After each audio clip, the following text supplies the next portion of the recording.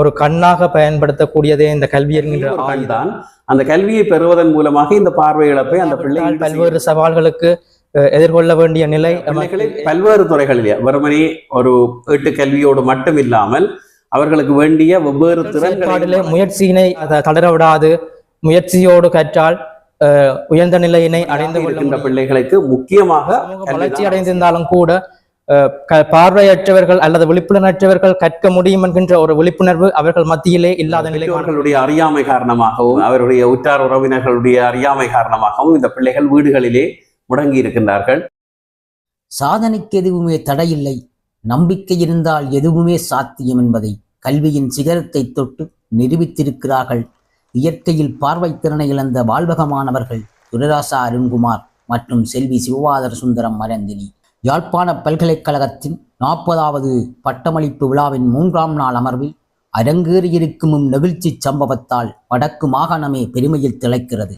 யாழ்ப்பாண பல்கலைக்கழகத்தின் 40வது பட்டமளிப்பு விழாவில் இயற்கையிலேயே பார்வைத்திறனை இழந்த சுன்னாகம் வாழ்வகத்தைச் சேர்ந்த மாணவர்களான துரைராசா அருண்குமார், செல்வி சிவபாத சுந்தரம் அனந்தினி ஆகியோர் பொது கலைமானி பட்டங்களை பெற்றுக் கொண்டனர்.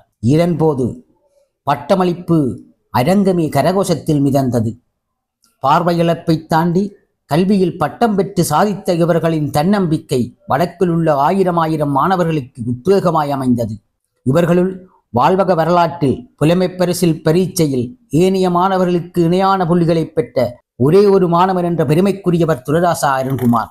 சாதாரண தர பரீட்சையில் 3A 3B 2C 1S பெறுபேறுகளை பெற்றதோடு காப்போத்த உயர்தர பரீட்சையில் 3A சித்திகளை பெற்று யாழ் பல்கலைக்கழகத்திற்கு தெரிவாகி இன்று பொது கலைமானியில் பட்டத்தை முடித்து வெளியேறி வடக்கில் உள்ள அத்தனை மாணவர்களுக்கும் கல்வியில் சாதிக்க எதுவுமே தடையில்லை என்பதற்கு முன்னுதாரணமாய் அமைந்திருக்கிறார். பார்வை திறனற்ற போதும் தனது வாழ்வில் எதிர்கொண்ட அத்தனை சவால்களையும் கடந்து சாதித்திருக்கிறாள் சிவபாத சுந்தரம் அனந்தினி.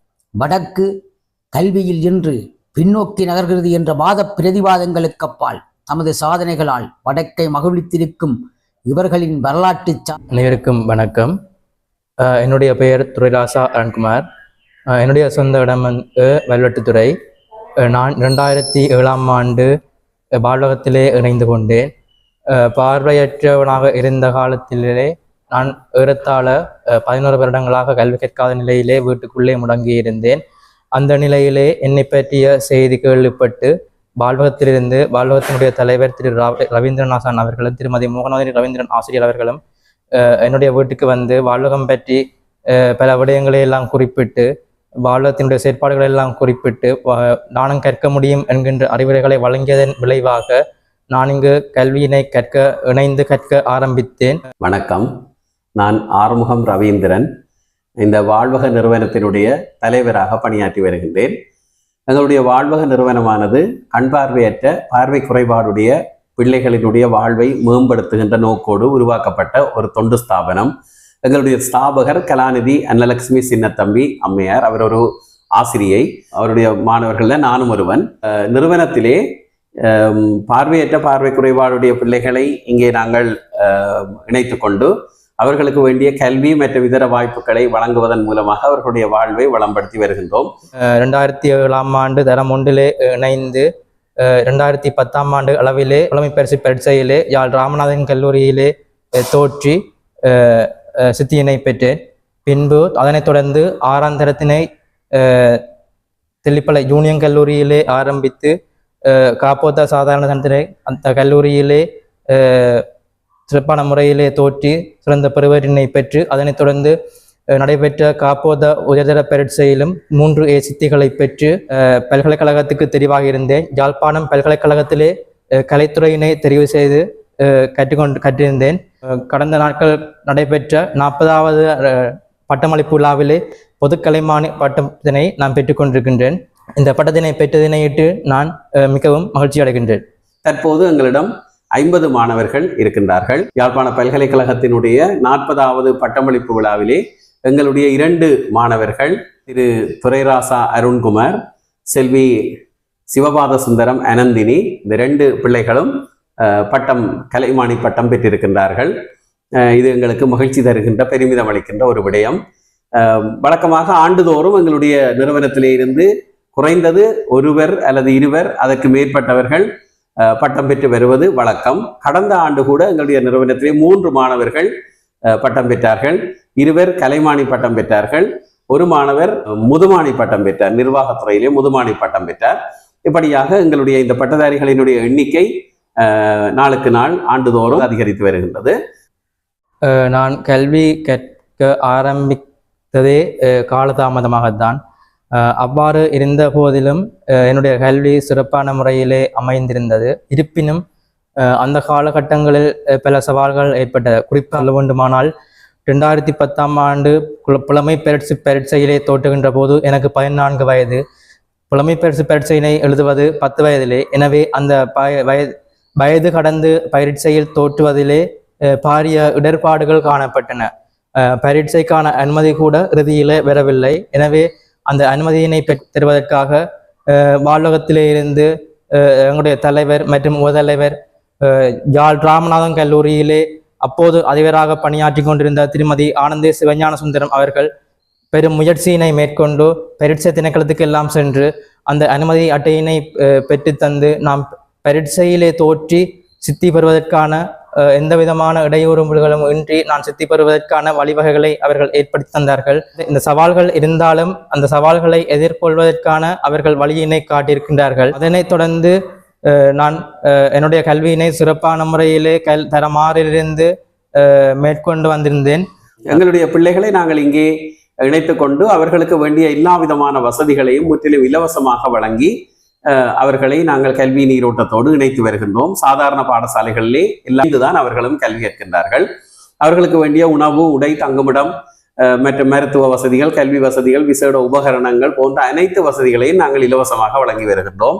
பெற்றோர்களிடமிருந்து நாங்கள் எந்த ஒரு கட்டணமும் அறவிடுவதில்லை.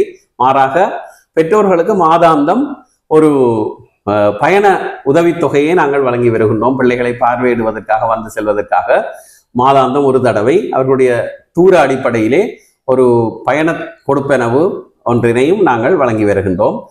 அதைவிட நாங்கள் வறிய நிலையிலே இருக்கின்ற எங்களுடைய பழைய மாணவர்கள் குடும்பங்களுக்கு ஒரு 10 பேருக்கு நாங்கள் மாதாந்தம் இலவச உலருணவு பொருட்களையும் வழங்கி வருகின்றோம். இவ்விதமாக எங்களுடைய பணிகள் தொடர்கின்றன. இந்த சில சமயங்களிலே பார்வையற்றவர்களுக்கு ஏற்படுகின்ற ஒரு பொதுவான பிரச்சனையாக காணப்படுவது இந்த நூல்களை வாசிப்பதிலே பாரிய இடர்பாடுகள் காணப்படும். அவ்வாறான சவால்கள் ஏற்படுகின்ற போது வாழ்வகத்திலே பிரத்தியமாக விசேடமாக ஆசிரியர்களை நியமித்து விசேட வகுப்புகளை நடாத்தி கல்வியினை நாங்கள் சிறந்த முறையிலே தொடர்வதற்கான ஏற்பாடுகளை எல்லாம் சிறப்பான முறையிலே மேற்கொண்டதன் விளைவாகவே நான் இந்த பெருவேற்றினை எல்லாம் பெற்றுக்கொள்ளக்கூடியதாக இருந்தது. அத்துடன் எனக்கு கற்பித்த ஆரம்பத்திலிருந்து தற்போது வரை கற்பித்த ஆசிரியர்கள் யாவருமே சிறந்த முறையிலே ஏற்ற வகையிலே சந்தேகங்கள் எழுகின்ற போது, வினகுகின்ற போது அதற்கான விளக்கங்களை எல்லாம் தந்து எனக்கு கற்பதற்கான வழிகாட்டல்களை எல்லாம் வழங்கியிருந்தார்கள். இவ்வாறு அவர்கள் வழிகாட்டியதன் பயனாகத்தான் நான் இன்று ஒரு சிறந்த பெருவேற்றினை பெறக்கூடியதாக இருக்கின்றது. இந்த பிள்ளைகள் கல்வியிலே சாதனை புரிந்திருப்பது எங்களுக்கு மகிழ்ச்சி தருகின்ற விடயம். இனி வருகின்ற காலங்களிலும் பட்டம் பெறுகின்ற நிலையிலே பல மாணவர்கள் எங்களிடம் இருக்கின்றார்கள். யாழ்ப்பாண பல்கலைக்கழகத்திலே பெரும்பாலான மாணவர்கள் தங்களுடைய பட்டப்படிப்பை மேற்கொள்கின்றார்கள். அதைவிட கிழக்கு பல்கலைக்கழகத்துக்கு ஒரு மாணவி இம்முறை தெரிவாகி இருக்கின்றார். வணிகத்துறையிலே அவர்தான் முதலாவதாக வணிகத்துறையிலே எங்களுடைய வாழ்வகத்திலே இருந்து தெரிவான ஒரு மாணவி. அதே போல பேராதனை பல்கலைக்கழகத்திலே எங்களுடைய ஒரு மாணவி கலைத்துறையிலே தமிழ் சிறப்பு கலைமானி பட்டத்தினை இப்போது மேற்கொண்டு வருகின்றார். 3ஆம் ஆண்டிலே அவர் பயில்கின்றார். இப்போது இந்த பட்டம் பெற்றிருக்கின்ற இந்த மாணவர்கள் 2 துரைராசா அருண்குமார், சிவபாத சுந்தரம் அனந்தினி. இதிலே இவர்கள் 2வரையும் நாங்கள் வீடு தேடி சென்று அவர்களை நாங்கள் இந்த பெற்றோர்களுக்கெல்லாம் அறிவுரை கூறித்தான் இங்கே அழைத்து வந்தோம். எங்களுடைய விருப்பத்துக்கு இணங்க நாங்கள் வழங்கிய வசதிகளை பயன்படுத்தி கற்றார்கள். எதிர்காலத்திலே ஒரு ஆசிரியராக வர வேண்டும் என்று ஆசைப்படுகின்றேன். அத்துடன் உயர் படிப்பினையும் தொடர்வதற்காக நான் அந்த முயற்சியினையும் மேற்கொள்ள இருக்கின்றேன். அதிலேயும் வெற்றிகள் கிடைக்கும் என நம்புகின்றேன். அதற்கு எல்லாம் வல்ல இறைவனுடைய ஆசிகளும் அருளும் கிடைக்கும் என்பதிலே எந்த விதமான ஐயமும் இல்லை. இதிலே அருண்குமார் புலமை பரிசில் பரீட்சையிலே சாதாரண மாணவர்களுக்கு இணையான புள்ளிகள் பெற்று சித்தி அடைந்தார். அது ஒரு மிகப்பெரிய சாதனை. ஏனென்றால் அந்த சாதனையை இதுவரை எங்களுடைய மாணவர்கள் வேறு யாரும் முறியடிக்கவில்லை. அவர்கள் 100 புள்ளிகளுக்கு மேல் பெற்று சித்தி பெற்றிருக்கிறார்கள். ஆனால் சாதாரண பிள்ளைகளுக்கு இணையான பிள்ளைகளை அருண்குமார் மட்டும்தான் இதுவரை பெற்றிருக்கின்றார். அது மாத்திரமல்ல, சாதாரண தரத்திலும் அவர் நல்ல பெறுபவர்கள் பெற்றார். உயர் தரத்திலே 3 ஏசித்தி பெற்றார். இப்படியாக அவர் தனது இந்த பட்டப்படிப்பை நிறைவு செய்திருக்கிறார். இவருக்கு கணனியிலும் நல்ல அறிவு இருக்கின்றது. கணனியை நல்ல விதமாக கையாளக்கூடிய கணனி அறிவு உண்டு. அது மாத்திரமல்ல, கைத்தொலைபேசி நுட்பத்திலும் அவர் நல்ல தேர்ச்சி பெற்றவர். இவ்விதமாக இந்த பிள்ளைகளை பல்வேறு துறைகளிலே வெறுமனே ஒரு வீட்டு கல்வியோடு மட்டும் இல்லாமல் அவர்களுக்கு வேண்டிய வெவ்வேறு திறன்களையும் வழங்கி நாங்கள் அவர்களை வாழ்விலே வளம்படுத்தி வருகின்றோம். பார்வை குறைபாடு என்பது ஒருவருக்கு கல்வி கற்பதற்கு தடையாக அமைந்து விடாது.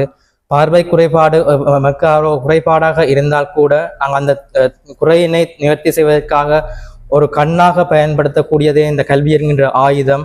அந்த கல்வியினை கற்றால் மாத்திரமே பார்வையற்றவர்களாகிய நாங்கள் எதிர்காலத்திலே சிறப்பான முறையிலே எங்களுடைய வாழ்வினை நடத்தி செல்ல முடியும். இல்லாவிட்டால் பல்வேறு சவால்களுக்கு எதிர்கொள்ள வேண்டிய நிலை நமக்கு ஏற்படும்.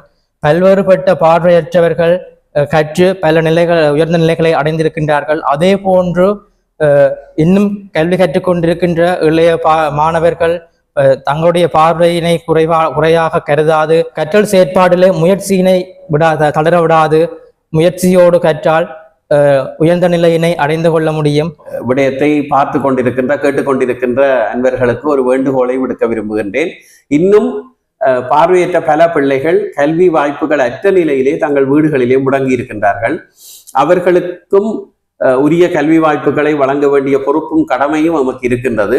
ஆனால் பெற்றோர்களுடைய அறியாமை காரணமாகவும் அவருடைய உற்றார் உறவினர்களுடைய அறியாமை காரணமாகவும் இந்த பிள்ளைகள் வீடுகளிலே முடங்கி இருக்கின்றார்கள்.